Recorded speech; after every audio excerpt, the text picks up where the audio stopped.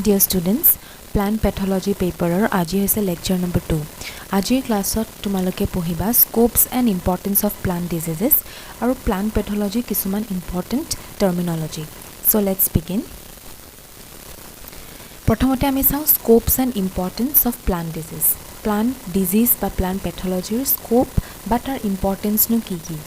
Plant pathology deals with different aspects of plant diseases and has wide scope than human pathology which only deal with only one aspect. It has only human pathology লগত compare কৰো যেটো অকল এটা aspectৰ লগতে deal কৰে. Unlike that, plant pathology কিন্তু বহুত কিছুমান aspectsৰ লগত deal কৰে. Recent years, plant pathologists have begun to specialize in particular aspect. So বৰ্তমান সময়ত plant pathologists বিলাকে কিছুমান particular aspectত specialization লৈছে. The field in which notable advances have been made. এতিয়া আমি যিবিলাক field discuss কৰিম সেই field বিলাকত plant pathologists বিলাকে খুব important advancements কিছুমান কৰিছে. এক নম্বৰ হৈছে interaction between host and pathogen at chemical, molecular and genetic level. So this is very important. Host আৰু pathogenৰ relationship to chemical, molecular as well as genetic levelত study কৰা হৈছে. Second হৈছে plant virology, chemistry of fungi toxicity এইবিলাকৰ ওপৰতো study কৰা হৈছে. Third হৈছে disease forecasting. Disease forecasting মানে হৈছে এটা earlier prediction of the occurrence of a disease. Suppose কিবা এটা disease হ'ব লগা আছে বা pandemic হ'ব লগা আছে তাৰ আগজাননীটো farmers সকলক দিয়া হয় so that control measures can be taken at the suitable time. Okay? তাৰ পিছত on practical aspects, much advances have been made in plant protection chemicals. So practically চাব গলে plant protection কৰিব কাৰণে যিবিলাক chemicals বনোৱা হয় হেবিলাকৰটো advancement কৰা হৈছে লগতে disease resistance কাৰণেও breeding টো বঢ়োৱা গৈছে. Increased population emphasizes the application of all possible means to meet the food requirements. এটা যেহেতু population increase হৈছে গতিকে to meet the large demand of food requirements কি হৈছে বিভিন্ন ধৰণৰ মানে possible means কিছুমান apply কৰা হৈছে. For example, crop area expansion. Second হৈছে cultivation of methods improvement. Third হৈছে fertilizer or increased uses. Fourth হৈছে improved varieties কিছুমান use কৰা হৈছে বনোৱা গৈছে. তাৰ পিছত irrigation to increase কৰা হৈছে and crop বিলাকক protection দিয়া হৈছে. Okay, এতিয়া কিছুমান notable plant diseases আছে which are known globally. এই নামবিলাক আমি যেহেতু plant pathology পঢ়ি আছো we must know all this. So বহুত কিছুমান আছে তাৰে important কিছুমান ইয়াতে মই হাইলাইট কৰি দিছো. প্ৰথমটো সোৱা late blight of potato. খুবেই important আৰু common নাম. Late blight of potato ইয়াক কি কোৱা হয় Irish famine বুলি কোৱা হয়. আয়াৰলেণ্ডত হৈছিলে in the period 1845 to 49. Okay, তাৰ পিছত কফি ৰাষ্ট বুলি এটা বেমাৰ হৈছিলে কফি গছত শ্ৰীলংকাত 1867 বা 1870 লৈকে. Then ফ্ৰান্সত ডাউনি মাইলডিউ অফ গ্ৰেপছৰ এটা বেমাৰ হৈছিলে in 1880s. তাৰ পিছত ইণ্ডিয়াত বেংগল ফেমাইন হৈছিলে in 1943. বিহাৰত বেক্টেৰিয়েল ব্লাইট অফ ৰাইচ হৈছিলে in 1963. USAত 1970 হৈছিলে Southern corn leaf blight. So these are some examples which you have to remember.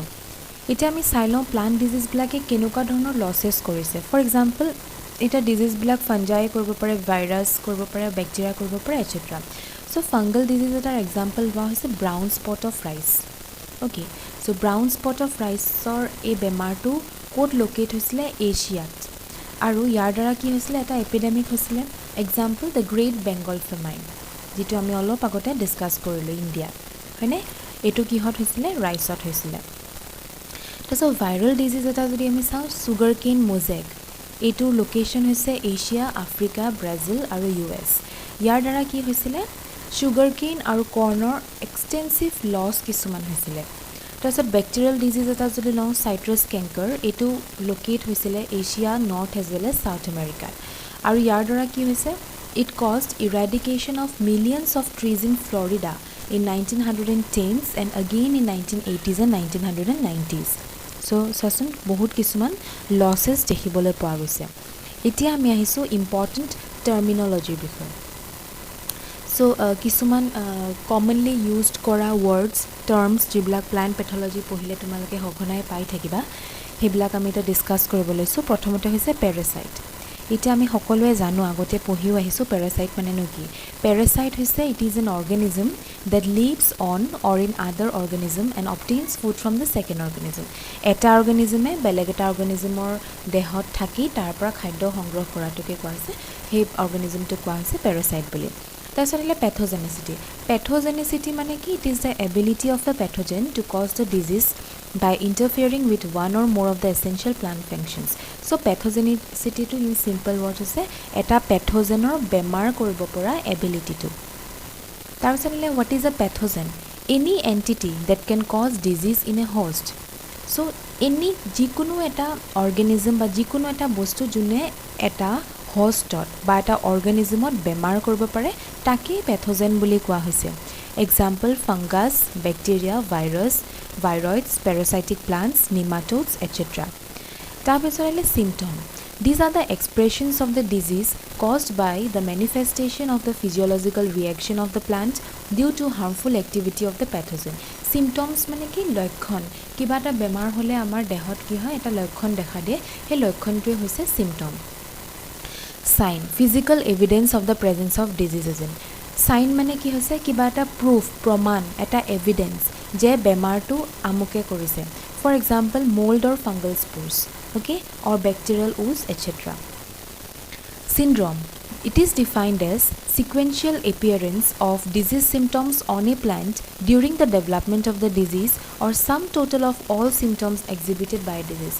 Eta pathogene eta plantot disease korise okay so tar ki hobo kisman step by step tar symptoms beleg hobo so overall he disease to cause korte jiman khini symptoms dekha dile take as a whole kwa hoise syndrome boli okay tar bisot ami sa what is facultative parasite bilak hoise actually these are saprophytes tar mane they can live on dead material but they can also grow and complete their life cycle on living tissues okay example is sclerotinia tar bisot aile facultative saprophyte these are actually parasites but they also can complete their life cycle being a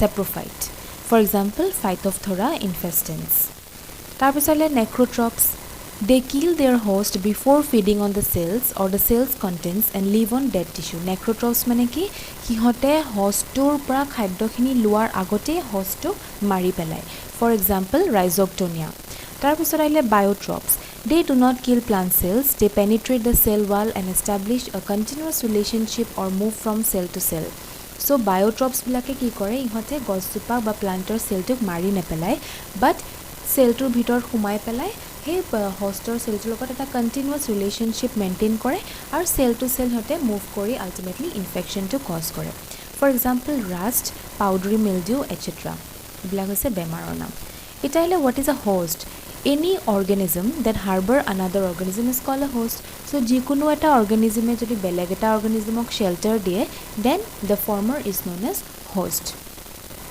what is alternate host it is the host that help in completion of the life cycle of the pathogen and its survival belong to different family tamne suppose principal host to nai so principal host or colony beleg eta family host jeta pathogen to life cycle to complete koribole sahay koribo tak kwa hoise alternate host jar ekdom best example hoise Paxinia graminis triticii namor jitu fungus ase fungi ase he fungi to ki kore wheat or stem rust disease to kore okay that means it attacks wheat but it can also survive on barberry tree tar mane Berberis vulgaris tree okay the only other species it affects other than the wheat so Paxinia graminis triticii wheatot stem rust kore but wheator bahire hi okol wheator bahire hi ki kore Berberry tree ki koribo pare infection koribo pare so Berberry tree in this case is the alternate host for Paxinia graminis triticii okay then what is collateral host it is a host of the same family and help in the survival of the pathogen etu principal hostor pa eta beleg host but they belong to the same family and that will help in the completion of the life cycle of the pathogen এতিয়া fungal pathogens যেনেকৈ ধৰা Alternaria solani Alternaria brassicicola সেইবিলাকে কি কৰে they mainly attack the members of Solanaceae and Brassicaceae family respectively which are the collateral host. Okay, so এই দুটাৰ মাজত alternate আৰু collateral difference এইটোৱে যে alternate host to বেলেগ এটা ফেমিলিৰ হয় আৰু collateral host to same ফেমিলিৰ হয়. Now let's see what is infection. Establishment of organic relationship between host and pathogen. এতিয়া pathogenটোৱে hostৰ লগত এটা relationship establish কৰিলে and that is known as infection. আমি কম যে okay disease টো এতিয়া মানে প্ৰকাশ হ'ল and it will be that means the host is infected by the pathogen. Pathogenesis, chain of events that takes place during the development of disease, inoculation to survival of the pathogen. So pathogenesis মানে কি হৈছে এটা disease to completely development হ'ব কাৰণে যিমানখিনি steps থাকিব starting from inoculation up to the survival of the pathogen সেই গোটেই chain of events খিনিক as a whole কোৱা হৈছে pathogenesis বুলি. তাৰপিছত আহিলে susceptibility. এতিয়া susceptibility মানে হৈছে inability of the host to resist the attack of the pathogen. এজোপা প্লান্ট আছে প্লান্টে পেথোজেনটোৰ এটেকৰ পৰা নিজক বচাব নোৱাৰাৰ যিটো ক্ষমতা সেইটো কোৱা হৈছে susceptibility আৰু তাৰ যিটো উল্টা হ'ব resistance মানে হৈছে পেথোজেনৰ এটেকৰ পৰা নিজকে সুৰক্ষা কৰিব পৰাৰ ক্ষমতাটো হৈছে resistance. Okay, now what is tolerance? It is a type of defense that minimizes crop losses without restricting the disease development. কেতিয়াবা কি হয় যে প্লান্ট জোপাই পেথোজেনৰ এটেকৰ পৰা নিজকে বচাব নোৱাৰিলে তথাপিও সি কি কৰে যে বচাব নোৱাৰিলে যদিও সি তাৰ লছেছখিনি মিনিমাইজ কৰিব পাৰে. ওকে, তাৰমানে বেছি ডেমেজ হ'ব সি দিব নোৱাৰে, সেইটো কোৱা হৈছে টলাৰেন্স বুলি. Now what is hypersensitivity? It is the quick death of the host tissue in the vicinity of the pathogen. কেতিয়াবা কি হৈছে পেথোজেনটোৰ ওচৰত খুব ওচৰত যদি এটা host থাকে আৰু hostটো যদি হাইলি সেনসিটিভ হয় সি লগালগে তাতে কি হয় মৰি যায়. That is called as hypersensitivity. Now what is disease escape? It is ability of the susceptible host to avoid the damaging disease stress. For example, unfavorable environment, growth habit, etc. Disease escape to দেখা যায় susceptible hostৰ ক্ষেত্ৰত তাৰমানে যোনে পেথোজেনটোক restrict কৰিব নোৱাৰে. তাৰমানে কি হৈছে সিহঁতে সাসেপ্টেবল হয় তাৰমানে সিহঁতক বেমাৰ হ'বই, কিন্তু কিছুমান এনেকুৱা ধৰণৰ আনফেভৰেবল এনভাইৰনমেণ্টে হওক বা সিহঁতৰ গ্ৰোথ হেবিটটো এনেকুৱা হয় যে পেথোজেনটোৱে সিহঁতক এটেক কৰিব নোৱাৰে, তাৰমানে ডিজিজটোৰ পৰা সিহঁতে এস্কেপ কৰিলে. This is known as disease escape. তাৰপিছত আহিলে virulence. It is defined as the degree of pathogenicity of a particular isolate or race of a pathogen. এটা পেথোজেন কিমান বেছি pathogenic, okay, the degree of its pathogenicity সেইটো কোৱা হৈছে ভাইৰুলেন্স. কিছুমান কম হ'ব, কিছুমান বেছি হ'ব, কিছুমান মাজত হ'ব. তাৰপিছত আহিলে aggressiveness. It is the ability of the pathogen to invade and colonise the host and reproduce on or in it. এটা পেথোজেনৰ এটা হোষ্টত ইনভেড কৰি পেলাই তাতে কলনাইজ কৰি পেলাই তাতে ৰিপ্ৰডিউচ কৰি পপুলেশ্যন বঢ়োৱাৰ যিটো কেপাচিটি সেইটো কোৱা হৈছে এগ্ৰেছিভনেছ.